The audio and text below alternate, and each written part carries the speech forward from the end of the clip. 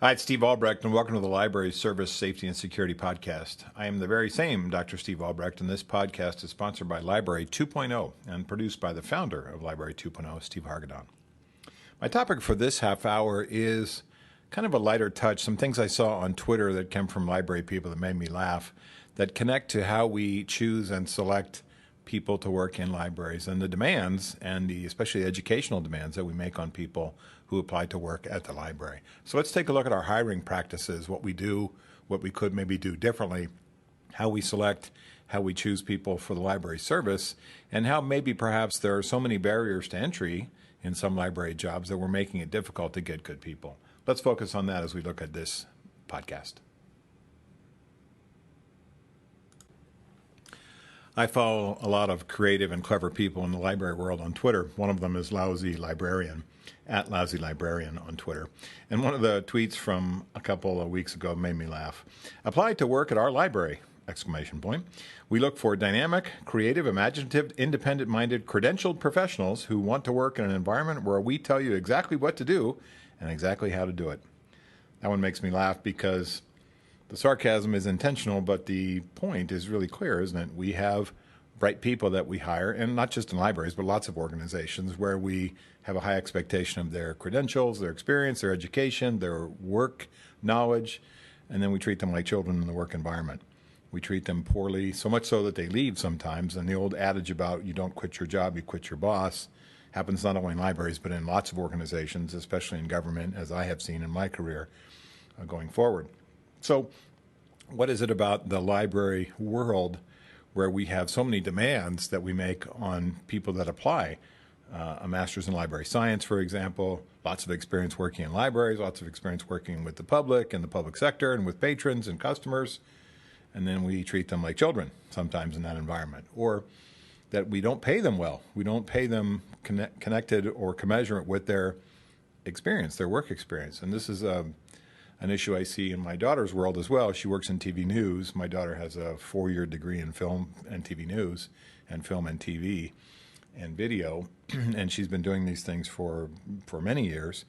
And yet she works for a TV station where she's not very well paid because the perception is, and you know this from your observation of Hollywood and TV in general, which is the people in the front of the camera, the pretty ones, the ones who act or read the news, are the ones that are well paid. And so one of my colleagues years ago said, what do we value in this organization? What do we value in our country? What do we value in our work? Is it education or is it ability to entertain? Well, in most platforms where entertainment is the requirement, we value entertainment value more than we do the educational value, which is sort of odd, right? So the Kardashians many of them are billionaires or near billionaires, school teachers, library people, not so much. So that tweet from Lousy Librarian made me think about how we select and train and bring library people into our business world, and is it time to change some of the dynamics about how that happens? The other tweet from Twitter from a library person made me laugh also. This comes from somebody named Moni, M-O-N-I, Barrett, B-A-R-R-E-T-T-E. The Twitter handle is Moni, M-O-I, Bear, B-A-R-R-E. And this person posts, librarian jobs be like trained in mental health and social work, safety officer background, book genre specialty, be comfortable with politics, business-minded, customer service skills, master's required, student debt desirable, $40,000 per year salary. It makes me laugh because some of you are going, yep, check the box there, check the box there, check the box for my particular organization. I tweeted this out and some other people put in, able to speak 2 languages at least, able to lift 50 pounds over your head, PC and software knowledge also desired. And so it makes me laugh when I see people take shots at the hiring process. But then again, let's be real. These are talking about people's careers and lives and livelihoods and things like that. Are we making it too difficult to hire qualified library people in the library environment?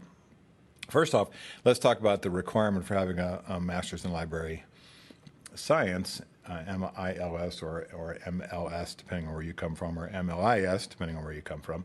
Is a master's necessary for most library jobs? The answer would probably be no. It's certainly necessary for certain research, genealogy, cataloging, really highly specific jobs where those requirements and skills are required. But do we see, and this is a question I ask as a non-library guy looking at the library world for these 22 years that I've been doing it, have we created an environment in the library in terms of hiring people with a requirement for a master's in library science the way we do for social workers, which is social working as a profession is darn tough. And I know many social workers, and it is a challenging profession to say the least, but it also requires an expensive degree, an expensive master's degree for people that have a master's in social work or are LCSWs, licensed clinical social workers. It is a difficult, challenging process to get through the educational experience, expensive as well, and to get through the licensing process to become a licensed clinical social worker. So I see lots of folks that I know that are social workers in my experience, both in California and out here in Missouri, that have an expensive degree but don't get paid commensurately for what they do. So they work for a government county, very small counties sometimes out here in Missouri, where they may make $25,000, $30,000 a year and have $150,000 in debt that they required to get this degree. Now, is it a requirement to have a degree in social work or master's in social work to be a social worker? I don't know. Most places the answer is yes. I don't know because I'm not intimately involved in that world to say what requires a master's in social work and what doesn't in terms of the job descriptions and duties. But can we draw the parallel between library people and social workers? It's a expensive degree, hard to get, a lot of barriers to entry to get into graduate school and to get through the graduate school process without taking on a bunch of loans and spending lots of money, and then coming out into a job market or a job field where you are not paid very well for what you do. You can look at another parallel is kind of the legal profession, certainly medical profession for sure, but the legal profession where the barriers to entry to get into a law school are quite extreme. It's tough to get into law school. I got into law school barely back in the time when I thought I wanted to be a prosecutor. Then I realized all the other stuff I had to study besides criminal law, and I said, I can't do that. I'm not smart enough. Who wanted to do torts and probate and insurance law and tax law during law school? I don't think I could have done that. So when you look at the barriers to get into law school, it's a four-year college degree. It's taking the LSATs. It's scoring high enough on the LSATs to be able to get into a decent law school, spending 2 years and going full-time, or maybe 3 or 4 years going full or part-time to law school to get a law degree, and then coming out and taking the bar. Now, I remember in California how challenging the bar was. It's a multi-day exam, and I knew lots of people who were really smart folks who did well in law school and didn't pass it on the first go-around. Lots of examples of famous people like John Kennedy Jr. that didn't pass the bar exam on the first go-around either. It's not an easy test in any state. So we look at kind of from an outsider's perspective, we look at some of the barriers to entry that certain professions create. Medical school would be one. We want doctors to be competent and pass their medical boards for sure. But also law school and passing the bar is a way to keep the profession not so overfilled with lawyers, even though there are lots of lawyers out there anyway. Another parallel would be CPAs, the certified accounting degree for those certified professionals that come out of school with an accounting degree and take the accounting test, the CPA test, is challenging. And again, it is a multi-day test as well in several parts. And you could even look at being a stockbroker. We have to take the Series 7 examination to become a stockbroker. A full-fledged stockbroker is also challenging as well. Now, sometimes those like certified public accountants, Schedule 7, Series 7 stockbroker test, those things exist to keep the population of those types of professions down and to raise the skill level necessary to get in and to help these people that are in those professions already charge high fees for what they do, their expertise. I get all that. But are we in the library world creating the same type of environment by requiring masters in library science to employees that just want to work in the library? And so the other part I get is the discussion about salary. And in this country, where we look at, in the current time that I'm recording this, we look at the unemployment rates where people are begging for jobs in certain areas, and other places where the employers are begging for applicants. And do we have an opportunity to bring people from outside fields who had not worked in the library before into the library experience, in the library environment? What is it that we're looking for when we hire library people? And the skill set is pretty broad. I mean, it's more than what Moni Barrett said here in the tweet, but there are a lot of things there connected to good customer service skills, good organizational skills, reliability, being able to show up on time, dealing with difficult people, challenging people, eccentric people over the phone, face-to-face, over the counter, out on the stacks, et cetera. When you look at the librarian jobs that are posted, the ones that I see, a lot of them, where the requirements are that you live in an expensive city. I mean, imagine working as a librarian in San Francisco or Los Angeles or New York or Chicago or another expensive city where the cost of living is quite high to live there.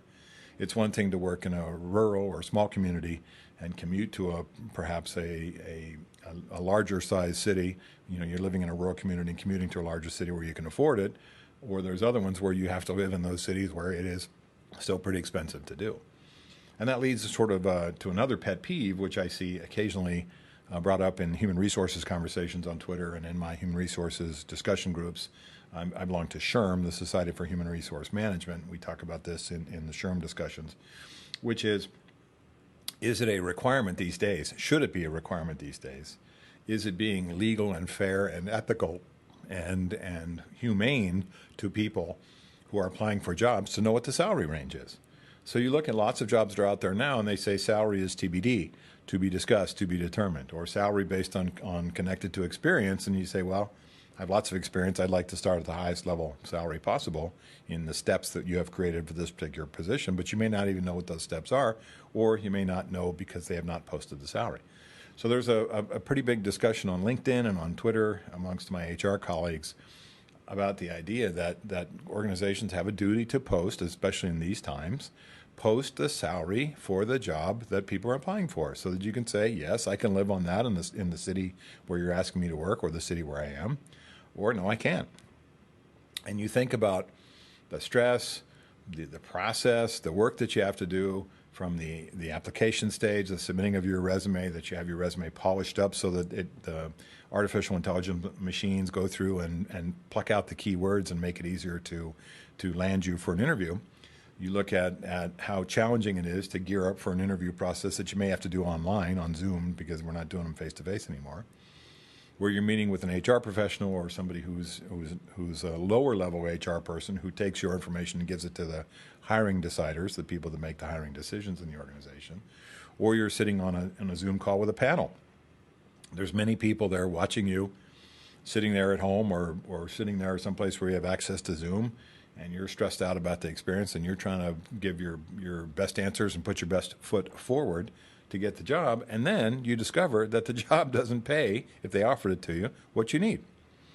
And so how challenging is that to gear up for the stress and preparation necessary for the interview process, only to find out that your work was in vain and that they did not post the salary and won't be able to give you the salary that you require to be able to do that type of work in that type of city. The cost of living in some cities, when you look at downtown library, where you've got parking charges, where you've got issues where employees may not be able to drive into the city, don't have a car, or the subway and bus and transit systems are unreliable. And folks have a real struggle to get from areas where they live, where it's cheaper to live, into the city where they work. This is common in California, I've seen many times. Chicago, for example, as well, too, where people live in the suburbs or out quite a distance and commute into cities like San Francisco or Los Angeles or even in San Diego, where I'm from. In Chicago, they live in the suburbs and commute to downtown. It's quite a hassle. And so you say to the people that are coming in, do we have any flexibility for our employees about parking costs and being able to provide benefits beyond just, here's your job and here's your paycheck? I mean, do we have a van pool? Do we have, discounts on Uber or Lyft or things like that so folks can get to work? And I think about just the commuting time and the commuting costs for people that are coming from a distance to go work at a downtown library, for example.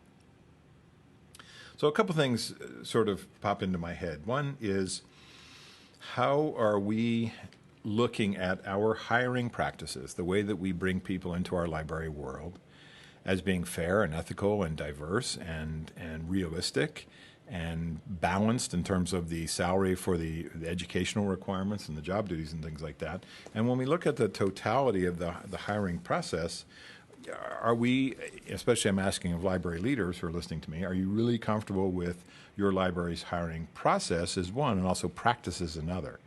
So the hiring process is one thought of discussion for your library, and the other is the hiring practices. So the hiring process, is it fair? Are we getting the quality applicants and quality final positions for people that we're offering positions to? Are we getting the quality we look for? And what is the time span necessary for somebody to start at the application process when the job is posted, typically online, to when they get the job? I'm thinking of jobs in government sometimes where there could be a 3-month, 6-month hiring process where you have to go through panel interviews and background checks.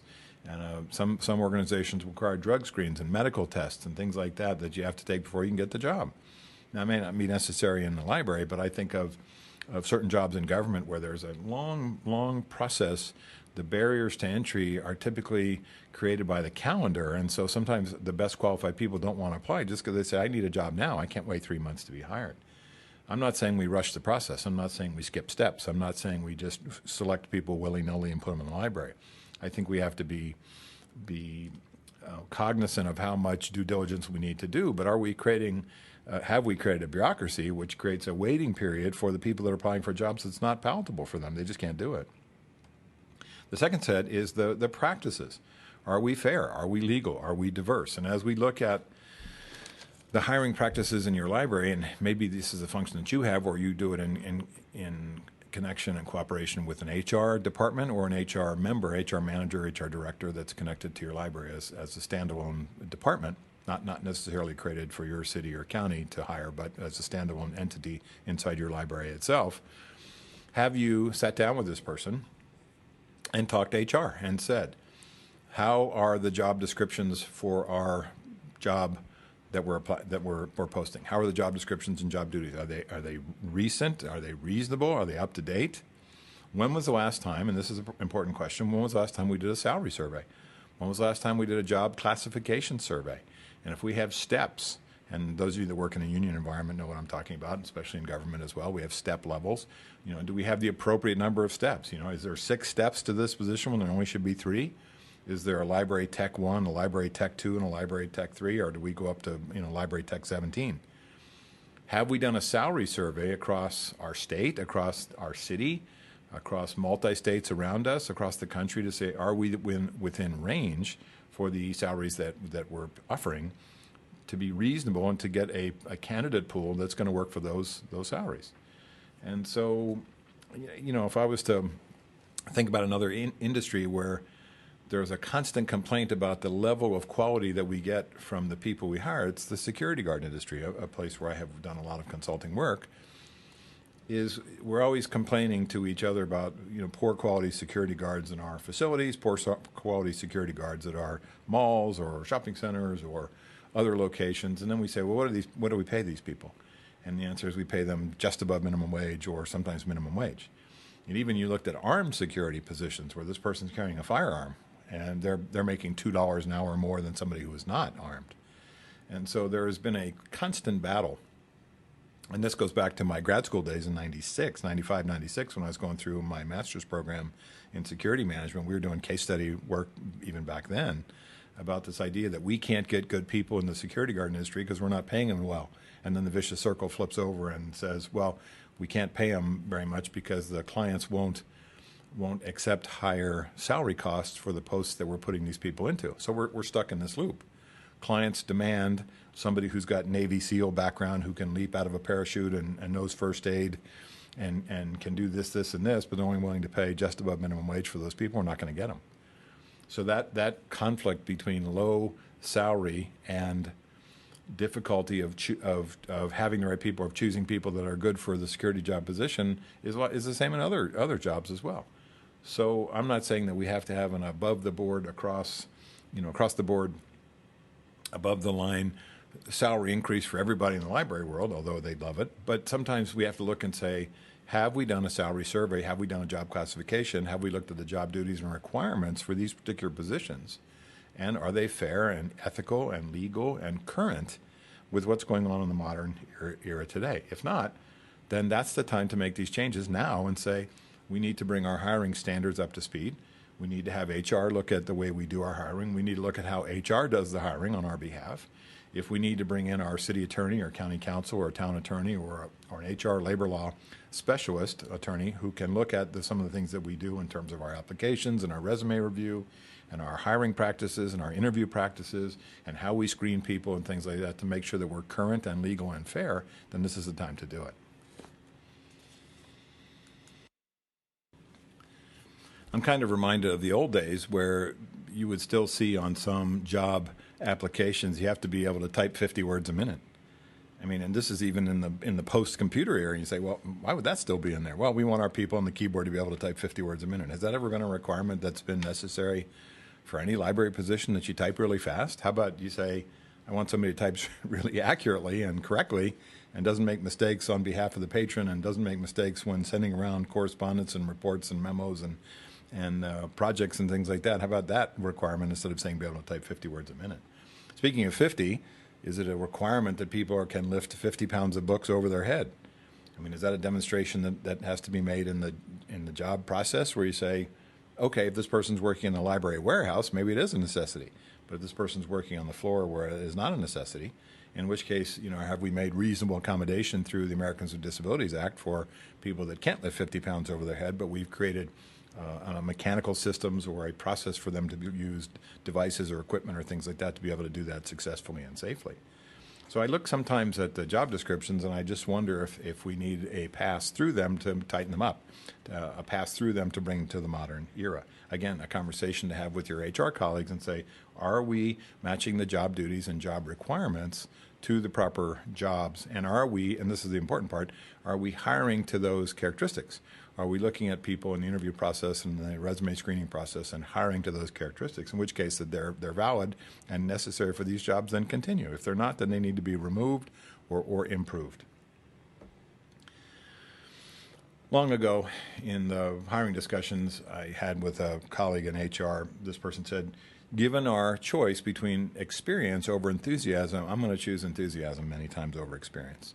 And the reason is not that we're devaluing experience, especially in the library world, but sometimes we look at people who just reach a point in their career where they mail it in, they don't have much enthusiasm anymore for the job, they're burnt out of public contact, of high human contact jobs, they're burnt out with dealing with the patrons. I'm not saying we exclude them based on age, that's illegal. But sometimes you look at enthusiasm and you say, here's a person who's been in the library world 20 years who has just as much enthusiasm as somebody who's been in the library world for 2 months. But oftentimes we look at situations where someone comes in and applies for a job and says, yeah, I don't mind dealing with the patron. That's fine. I can do it as part of this job. As opposed to somebody who comes in and says, I don't have a lot of experience working in the library, but I love books. I love research. I love genealogy. I love referring things to my friends that are DVDs and great programs. I'm a gamer. I love talking with people about video games. I mean, any of those kinds of characteristics where you say, wow, this person has a lot of enthusiasm, but not necessarily experience. When I look at entry-level jobs where they don't need a master's degree in library science and they don't need a college degree to apply for the job, but they may be young or have come out of another career where their enthusiasm is demonstrated. Their enthusiasm shows up in the interview process. And you go, you know what? This person is less likely to be burnt out. This person is less likely to be mailing it in. This person is less likely to just not want to show up one day because they're tired of library life, because they're enthusiastic and they have this sense of wanting to help people and wanting to help our patrons. I'll take a risk and hire them, even though they may not have the experience that I'm looking for. So this is not to say that I'm devaluing experience. This is not to say that I'm saying that work experience and job experience and time and grade and years of experience is not necessary. It certainly is in certain jobs. And also when I look at the skill level where we say, sometimes if I have my choice between somebody who's not that enthusiastic but lots of experience versus someone who's very enthusiastic but not much experience, I might take the risk on the person who has enthusiasm. And I guess it goes back to the idea, and I've learned this in my customer service days, is that you can train people to do the work. You can train people to operate the software and the internet and our internal software systems, and we can instruct them on our policies and procedures. but you can't make them like people. You can't make them enthusiastic in dealing with people. You can't make them want to come to work and be excited about the work they do. That's built in. That's inherent in what's going on inside of them.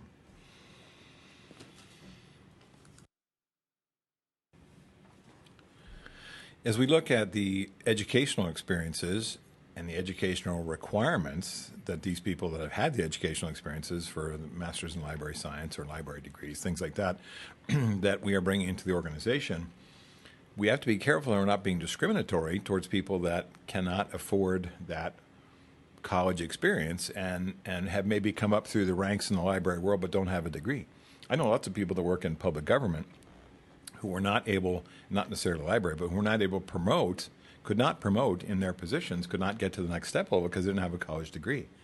Did that mean they weren't good at their jobs? Of course not. But the barriers for entry by saying we require, it is a requirement of a college degree for this particular position.